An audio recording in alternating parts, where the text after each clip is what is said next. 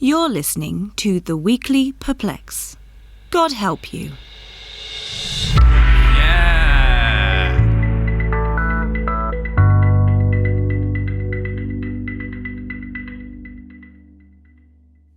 Hello, and welcome to the weekly Perplex, a magazine podcast covering a whole plethora of subjects that, for argument's sake, we're going to say that you'll love. We thought we'd actually try to please our audience this week, so sit back, sunbathe, wash the dishes, potter in the garden, or just relax in a lovely warm bath. Whatever you do when you listen to the radio, enjoy the show.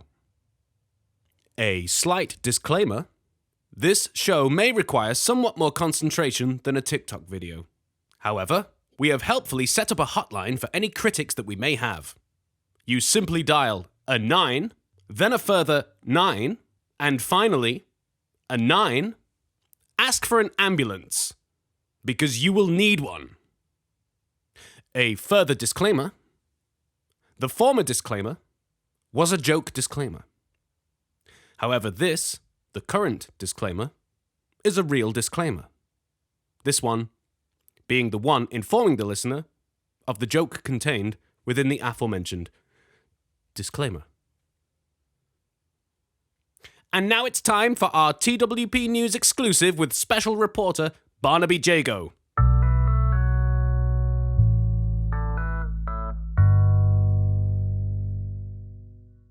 Clapping for our carers. Dreamt up by a Dutch woman in March, it drew attention on social media after it was retweeted by full-time carer for David Beckham, Victoria Beckham. Officially, for 2 whole months, 2 minutes a week, and an astounding 22 minutes in total, the great British public have toiled to express their gratitudes to the NHS. A service valiantly fighting to save lives after a decade of cuts made by some people. Most enjoy the basic gesture of simply clapping, but some individuals feel their displays of gratitude must be more prominent, more bold, more better. For it's not just the NHS at stake. It's ensuring you look like you're making more of an effort than everyone else, and everyone else seeing that. There are some of these fervorously grateful individuals who took the contest of being better too far, and through a succession of events, something that should have been a simple activity became a dramatic, destructive catastrophe. We have painstakingly documented these particular stories, bringing them to you every week. Welcome to A Clap Too Far.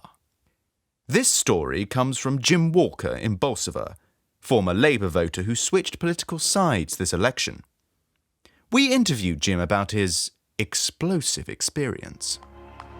Well, it all started with the clapping on the Thursday, to support the NHS like.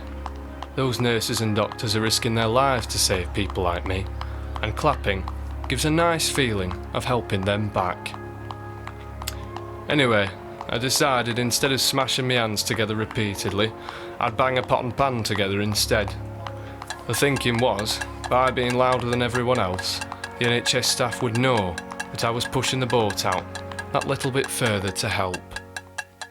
Jim then explained how the attritional battle with his neighbour called Paul or Barry began. Across the road, I think his name's Paul or Barry or something. Anyway, he turns out to have the same sort of idea, so he's there with his saucepan, banging away at it with whatever you call one of them grinder things with pepper in them. Our eyes sort of met, and I think we both realised there was an air of competition brewing as we started slamming our instruments together as hard as humanly possible. This went on for, I'd say, about 30 minutes. The confrontation only ended when Paul or Barry's pepper grinder suddenly smashed into pieces. I suppose it was wear and tear, not its intended use like. That was the first time we broke eye contact, actually. Next week, things escalated. Barry was now armed with a new weapon. He were ringing it out, making what could only be described as a very successfully invasive noise. I thought to myself, it's time to put the kitchenware down and improvise.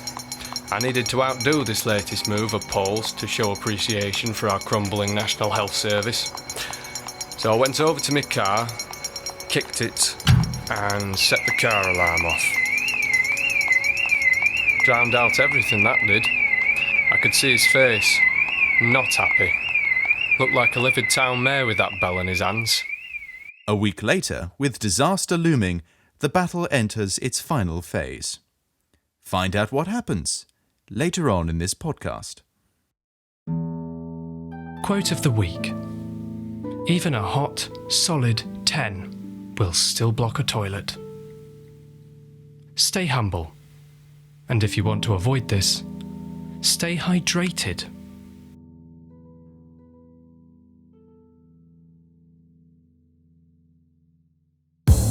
Sexy, new, social, trends.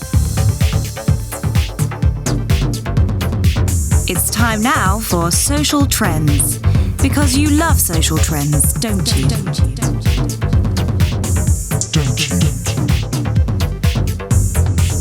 Hey there, podcasters. It's me, Riley G. And me, Caden Parks. First off, I just want to say a big hello to all my Patreon subscribers. And to my OnlyFans.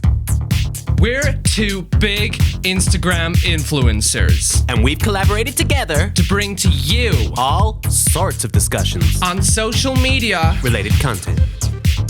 Welcome back to our lockdown series where we've been asking one very simple question. That's right. They may have held power over millions of people, but which genocidal dictator would have ruled the socials? Last week, we had Saddam Hussein. So much sand, not enough beaches. But this week, it's Europe, and we're going back in time even further. You could say even further. He had apple strudel, he had panzer divisions, he had big ideas.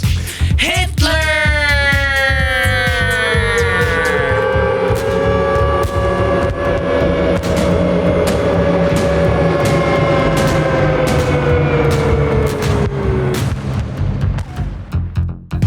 Okay, let's dive straight into it.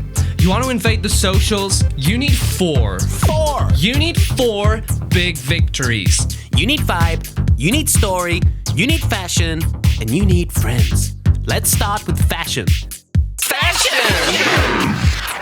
Well, Kay, he's already looking super dapper. Him and the Nazis have the 1940s equivalent of Hugo Boss, which is Hugo Boss.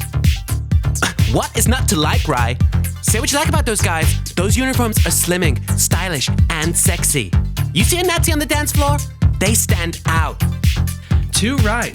You've got grey and black uniforms, leather boots and coats, and Lugers in shiny holsters. I'm getting BDSM cowboys. Well, it's a strong start for Hitty. Are we in agreement that this is a victory in fashion for him and his Germany? Yes.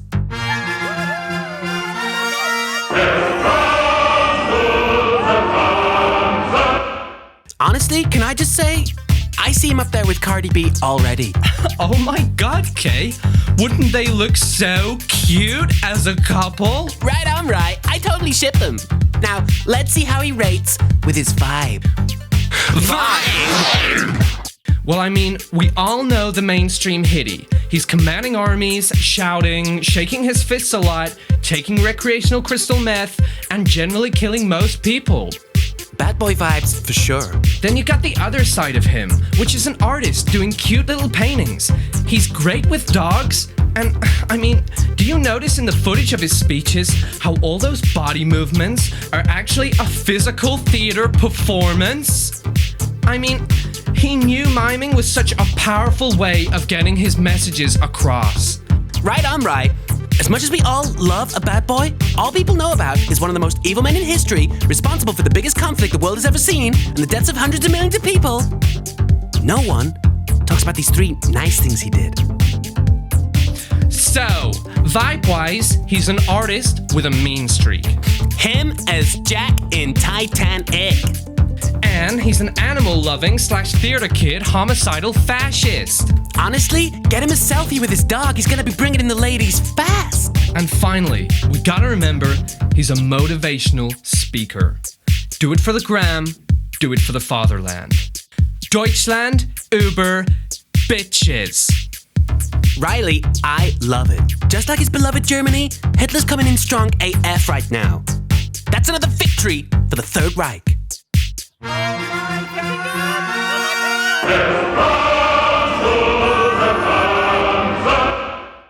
So, it's going well so far for Adolf, but stay tuned for part 2 of this later on in the podcast. We're gonna be looking at his story and his friends. And we will find Out if he will become a successful Instagram influencer.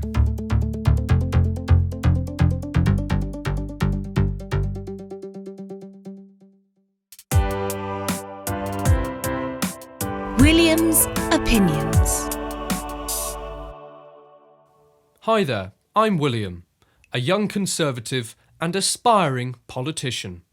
In my endeavours to become a political figure, I want to learn more about people's differing opinions on aspects of our society.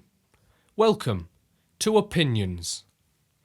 Joining us today is Olivia Ainsworth, a psychology student at Bath University. We're going to be talking a little bit about mental health in young people. Hi, Olivia. Hi. So, mental health. What is it? Where has it come from? And why? Okay. So, around 1 in 4 of us will experience issues with mental health. That's a quarter of our entire population. So, it's not uncommon. And yet there's so much stigma surrounding this that people still refuse to get the help they deserve because they're ashamed. Mental illnesses arise when people are... Okay, we'll go with that. So can you give us evidence? Evidence? Do you mean an example? Okay. Okay. Well, there's one of my best friends, for example. Before he leaves the house, he feels he has to check with his mum how he looks. He's just so anxious about his body image, and this is a form of body dysmorphia. What, every time? I assume so, yeah. I doubt that. Okay, well, obviously, if you're going to take this literally, not every time, but that's not the point. Just this seemingly simple thing caused his mental health to deteriorate so much that he ended up in hospital. This is the reality of mental health. It's that serious. So how can we stop people like your friend? Well, ensuring good mental well-being comes in 3 ways. Cheer up, cheer up, cheer up? Well, no. Would a cow get sad? Well, actually, all animals can suffer from and display signs of depression. But they get on with it, don't they? I'm not sure that that's the... Let me ask you something. A source I've had access to said, if they're sad, get a job. If they're mad, lock them up. Is that a bad system? Right, well, I don't know who said that, A source? But that is exactly the toxic attitude that has led to so much shame, misery, and lack of understanding in our society. Mental health still isn't taken seriously. Changes need to be made. Society needs to fight it, and the government need to do a lot more. I'm afraid I'm going to have to stop you there, Olivia.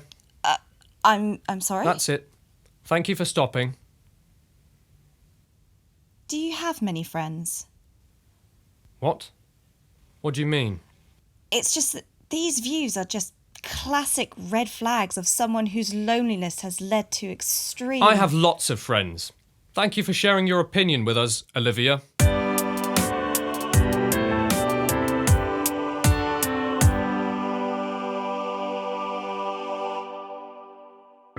You're listening to TWP News, and these are the headlines.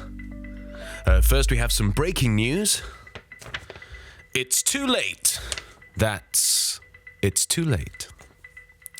In other stories, economists are elated after the lockdown was eased this week, as the Prime Minister set out his plans to get Britons toiling again.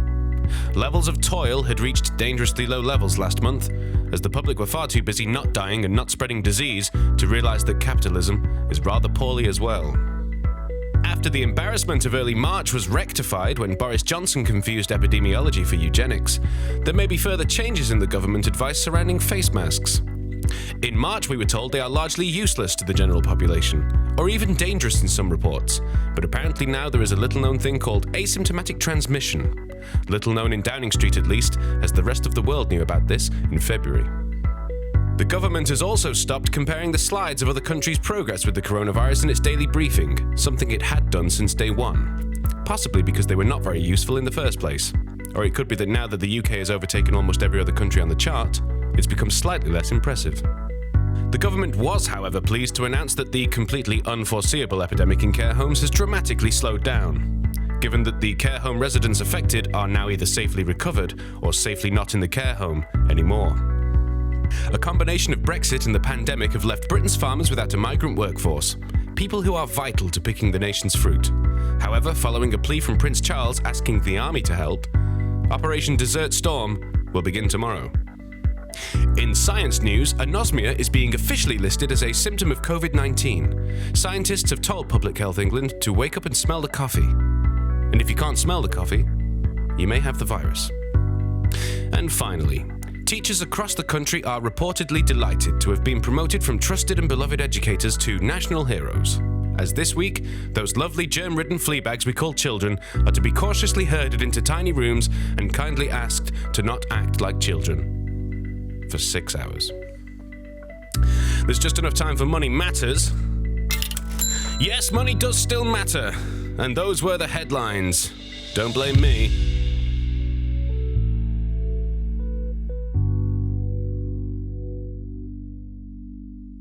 Welcome back to part 2 of A Clap Too Far. After the previous 2 weeks of attritional rivalry, the battle between Jim and his neighbour, whose name remains undecided, continued to the next week, and to its final phase. Next week, Barry was ready, but so was I. I'm no chess player or Cluedo or whatever, but I'd guessed Paul's next move. Come 8 o'clock, you could hear the supportive clapping start up, only to be immediately upstaged as a firework shot up from Barry's back garden. It exploded in the sky with a bang. At that point, I slid open the door of my garage, and my answer to his challenge was revealed. An 18th century cannon. I'd loaded it with a blank shot so all that was left was to light the fuse.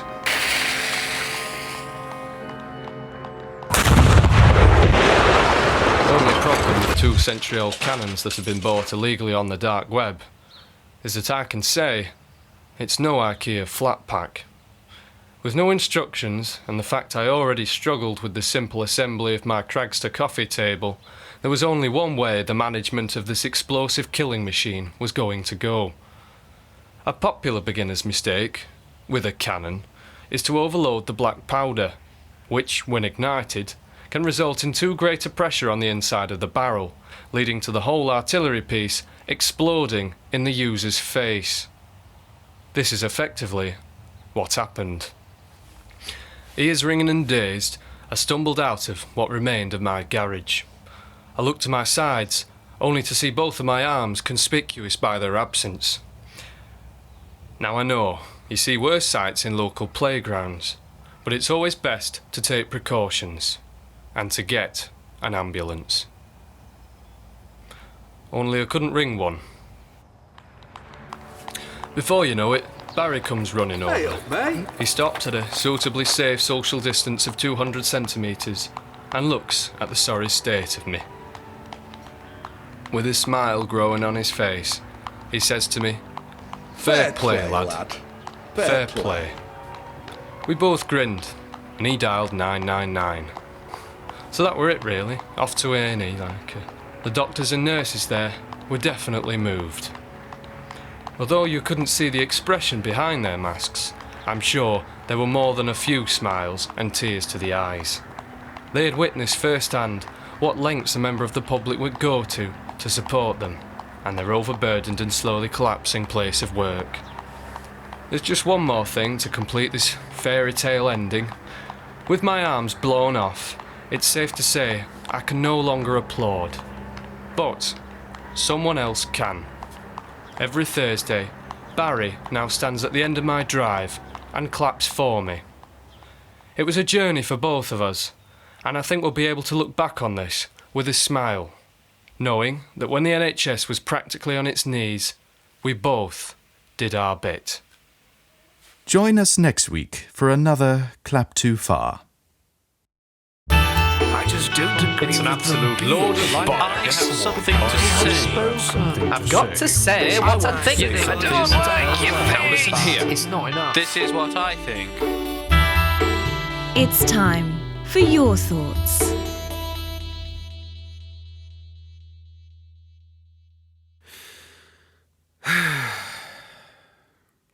Hello, and welcome to Your Thoughts.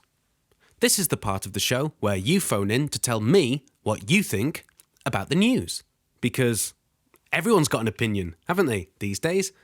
And they just cannot wait to share it with everyone. I'm your host, Levi Veridi, and you can kind of think of me as a local radio Piers Morgan. Except nobody gives a shit what I think, and I've got a smaller face. Anyway, there's been something that's dominating the news quite a lot at the moment, isn't there? What's that again? The coronavirus. Yeah, of course, yeah. So, if you can do me a favour and not talk about that for a change, that would be great. If not, what am I going to do? It's not about me, is it? It's about you and your thoughts. Oh, tell you what. First on the line, we've got Dave from Blackburn, and he is a staunch Brexiteer.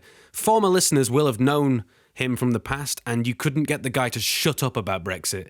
So it'll be quite interesting to hear, now he's got his own way, what he has to say. You're right there, Dave. Ah, yeah. Right. At the end of the day, I'll accept the result of Corona. Now, you know me.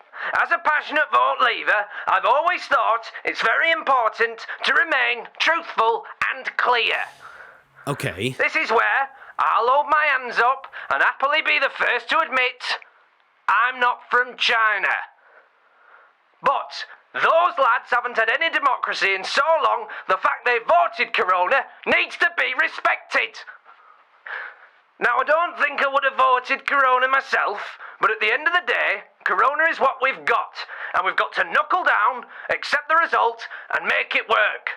I've said all I have to say. I think I'll leave that one with you. Okay. Thanks for that, Dave. I'm not entirely sure that's how it happened, but then the sentiment is a fair one.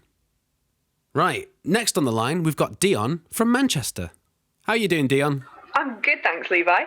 So the thing I don't get is this woke movement I keep hearing about. I don't get it at all. Oh, right. Yeah, well, the thing is, my mate, right, he is mad addicted to speed, hasn't slept in like a week, and if anything, he's actually a bit of a racist. I think I'm just going to leave that there, Dion. Okay, next we've got Andy, and he's calling from Bury St Edmunds. Hi, Andy. Hi, how you doing, man? Yeah, I'm good, thanks. How are you? Yeah, good, man. Yeah, okay, so I don't know if you watch sport much, but you'll notice, well, there is none. Which is fine, but I mean, I really enjoy it. It's a really important thing to me, so really it's actually quite sad. Right, yeah. I suppose that is quite sad. So yeah, but I've been thinking, one of the bad things about there being no sport is that there is no sport. But one of the good things of there being no sport is that, they can think about maybe when this is over, how they can, redo it. Redo it? You mean sort of rework? Yeah, like I've been thinking really new ideas for formats of sport. Like I've watched sport for years and years and years. When I was younger, touring cars, car racing, you had a Mini versus a Ford Mustang, David versus Goliath, yeah? Okay, I don't actually think that was a It's in the Bible, for heaven's sake! So hang on. So, Well, with MMA, call me mad, but watching two evenly weighted fighters batter each other is so boring. It's almost like watching one man just fight himself. Sure. What I'm saying, what I want to see is man versus beasts. Like lions, tigers, dogs, puppies, bears, kittens. Put them all in the ring. A purist melee. Andy. Humans have to fashion their weapons and quickly out of items, sticks, rocks, puppies, kittens, and quickly. Oh, that sounds quite Then we have man versus machine. Conor McGregor versus a T-72 tank manned by monkeys. Andy, are you still there? Yeah, sorry, I was just thinking there, that's all. Okay. Is that everything you had to say? Yeah, for now. My therapist says it's good for me to think up sports ideas, so I'll keep thinking. I'll be in touch. Right, well, I mean, of course, we'll try and... Yeah, I'll be in touch. I'll be in touch. Jesus. Okay, okay, this is Ethel from Cornwall. Oh, it's awful, isn't it, Levi, this virus business? How astutely put, Ethel. You know, I've heard lots of stuff in the papers bad-mouthing celebrities for complaining. The other day, though, I saw a lovely little thing somebody posted to the WhatsApp group chat. We might not all be in the same boat, but we are all in the same storm. I just thought, what a lovely thought. Look, we are all in the same storm, Ethel. But if the guy weathering a hurricane in a kayak is pissed off that the guy in the cruise liner won't let him on board, I think that's perfectly justified.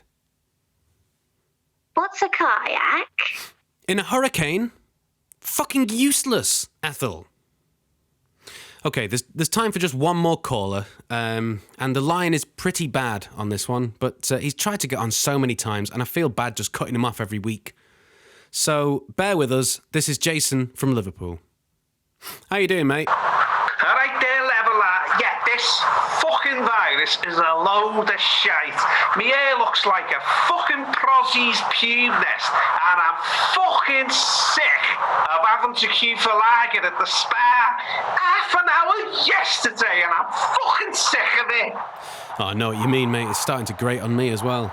Yeah, well, it's this, fucking 5G, isn't it? Like, frying our fucking insides. Well, I'll tell you what, lad, I'm stood on top of me local mast, and I've fucking had enough.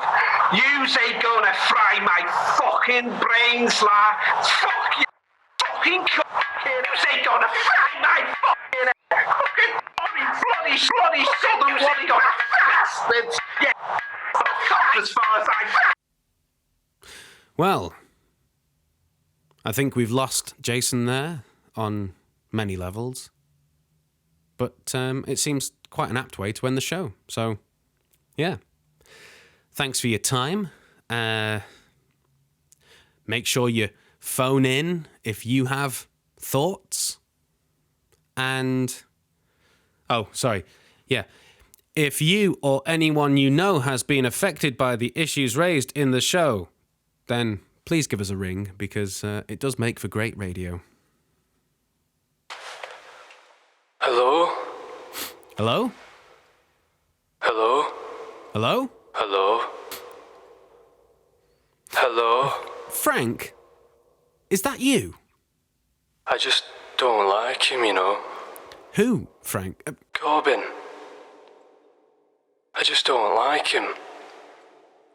Something about him I just don't like. Frank, Corbyn resigned. Keir Starmer's the leader now. And besides which, we blocked you weeks ago. I still don't like him. He lost the election. Keir Starmer is the leader now. Oh? Yeah. And who's he then? He's a barrister, Frank. He's part of the Queen's Council. He's a Knight Commander of the Order of Bath. Sir Keir Starmer was sworn into the Privy Council, 3 years ago, as the Brexit Secretary. He's the elected leader of the opposition, Frank. Oh. Corbyn is gone. Oh. Keir Starmer is in charge now. Well. Yeah. I don't think I like the sound of that. Goodbye, Frank. Heartwarming stories. Aww.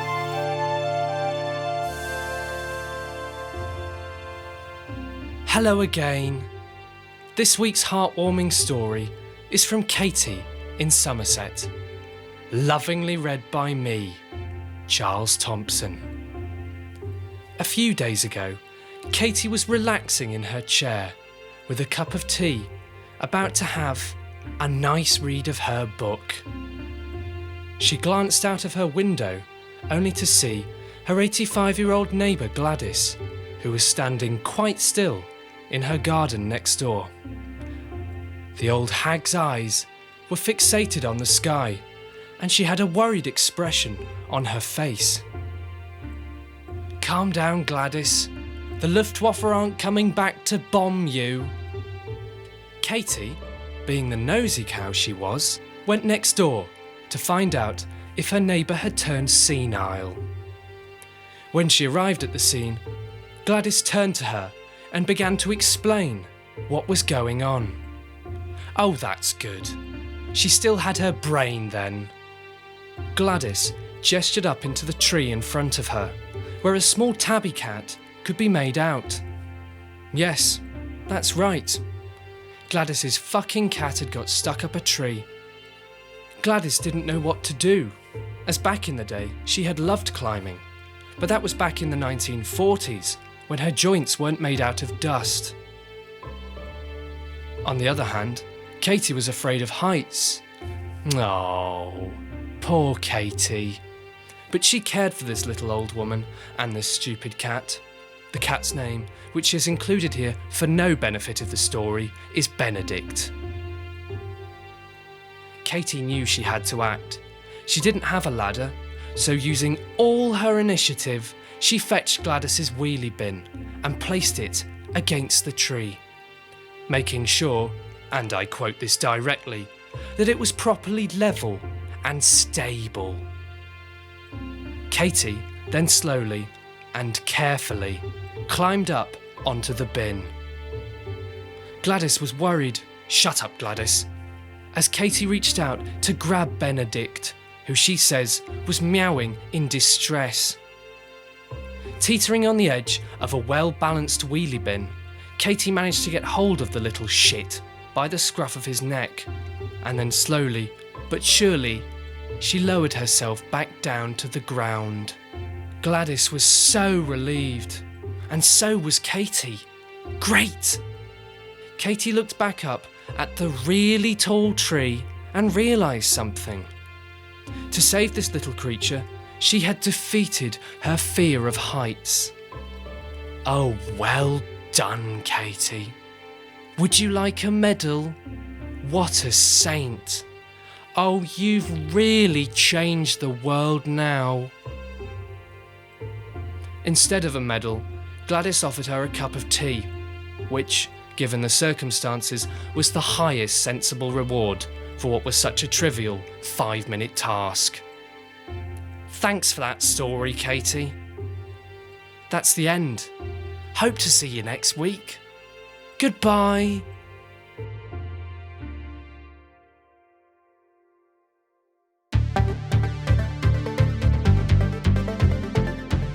Sexy.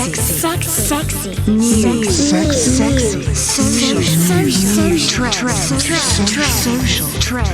trends.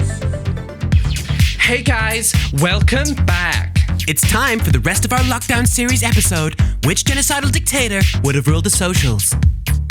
Hitler's currently won 2 out of 4 of the victories he needs to become a successful Instagram influencer. He's got great fashion, he's got a strong vibe, Now let's move on to his story.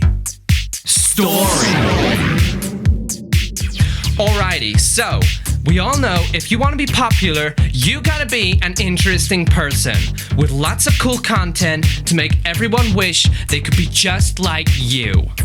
That's where your story comes in. We're not just talking story like your life, we're talking Instagram stories. We're gonna be covering Hitler and his war. Now, if you want to know more of his story pre-war, check out his bio, Mein Kampf. I got mine off Audible. It's a great read. Okay, honestly, if there's one thing that really stands out as Instagram content gold, it's that Hitler and Germany loved visiting other countries. Visit Germany before Germany visits you. In the first year of the war, the Nazis have invaded France, Norway, Belgium, Holland, Luxembourg, Denmark, and Poland. Hashtag spontaneous road trip. Soon after, Hitler and his troops are in the Mediterranean and Eastern Europe. Okay, it's as simple as this. Hitler is a travel blogger. And not gonna lie, these are big on Insta. Everyone loves to see pictures of people in front of famous places, even if they can just Google them. Everyone loves to see posers on their life-changing experiences funded exclusively by their parents. And everyone will love to see cute pics of the Führer leading his generals hand in hand like in those Jet 2 adverts. He is gonna steal the socials, right? Which means this is another triumph for Hitler and the home of Heinz baked beans. Oh my God!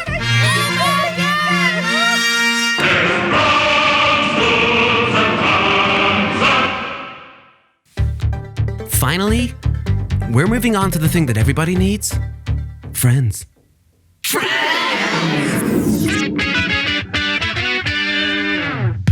Okay, just like the TV series, he's got his friendship circle. First off, the fascist leader of Italy, Benito Mussolini. Not always sure what to do. It's like, what's going on, man? One day you guys are on their side, the next day it's our side. Like, total flake, total Phoebe. Then he's got his man, Hirohito, Emperor of the Empire of Japan.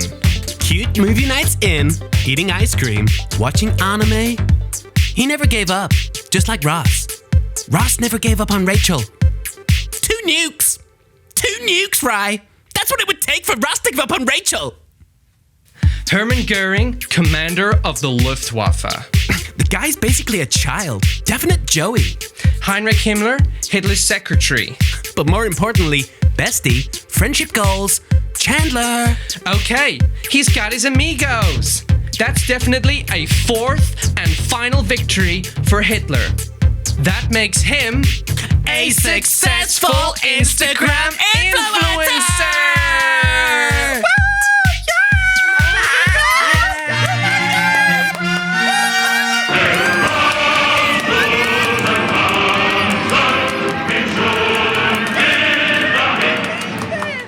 He can finally take his place next to Cardi B, Ed Sheeran, and all the greats. One thing we didn't mention, Kay, his frenemy, Joe Stalin. Total bitch! We've all got one, but pay attention. This is a perfect example of what happens when you don't keep tabs on your frenemies. At first, they were great buddies. They made a pact. But underneath, him and Stalin always knew they had their differences. Hitler says, let's share Poland. I'ma do my thing, you do your thing, no cap, no shade. Then 2 years later, Hitler's being all distant, and secretly, he's got his panzers lined up on the border with the USSR. Stalin's like, why are you leaving me on red, Adolf? I totally see you're being a low-key salty bitch. What is up with you? Then comes the invasion of the Soviet Union. Stalin's like, whoa, I feel personally attacked. Bring it on, MF. Bring it on like Britney, bitch. And 4 years later, he's pushed Hitler all the way back to Berlin. Hitty's like, see you later, haters. I'm out of this. And he rage quits. So, if there's one thing you can take away from this, you want to stay popular on the socials, stay fashionable, keep your daily vibe check, be amazing, keep your friends close, and check on your frenemies, because you'll never know when they'll send the Red Army into your home. Thanks and goodbye. Join us too next week for more social and trends. Rye, we rule the socials, right? Duh! We're huge Instagram influencers, Kay. But what if the socials ruled us?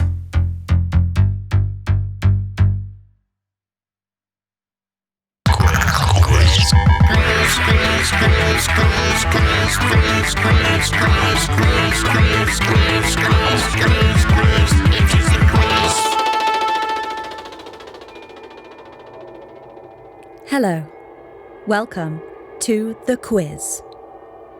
This week's edition of The Quiz has 5 new quiz questions. Answer them correctly and get the answers next week to find out if you have won the quiz. Here are the questions. Question 1. What is my favourite colour?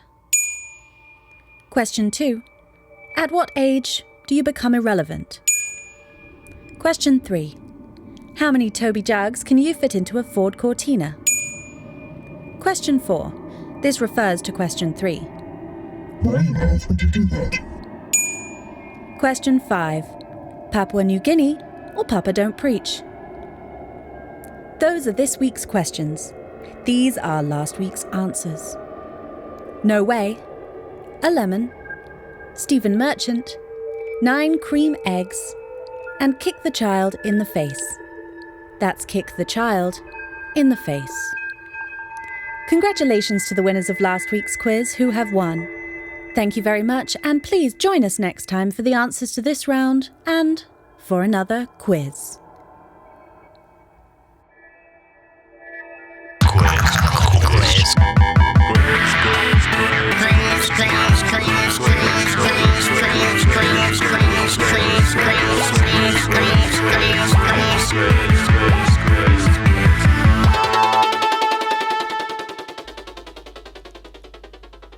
Finally, it's the end of the show.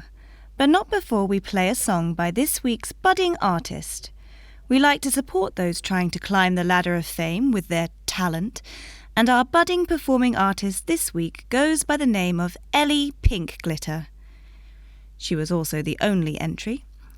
This is her song, Inaudible Thoughts, parenthesis, thoughts.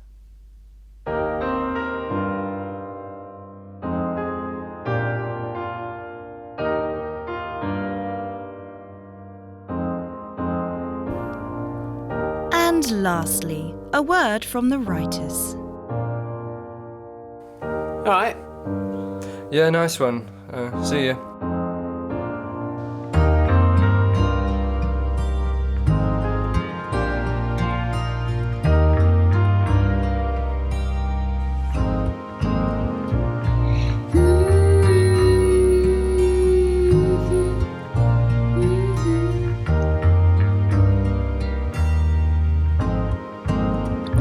When your limbs don't work like they used to work,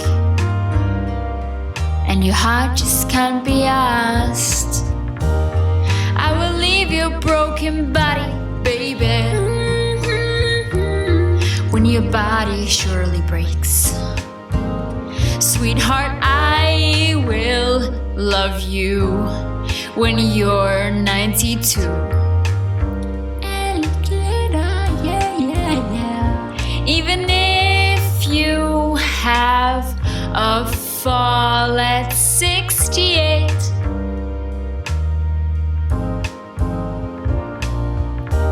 you know, baby, I've been thinking a lot about how one day your body's gonna completely fail you. I just want you to know that I'll be there to fix you.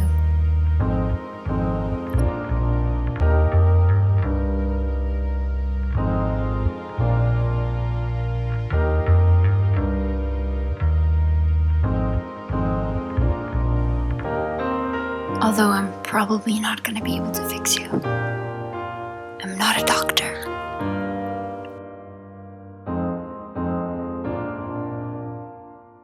The end!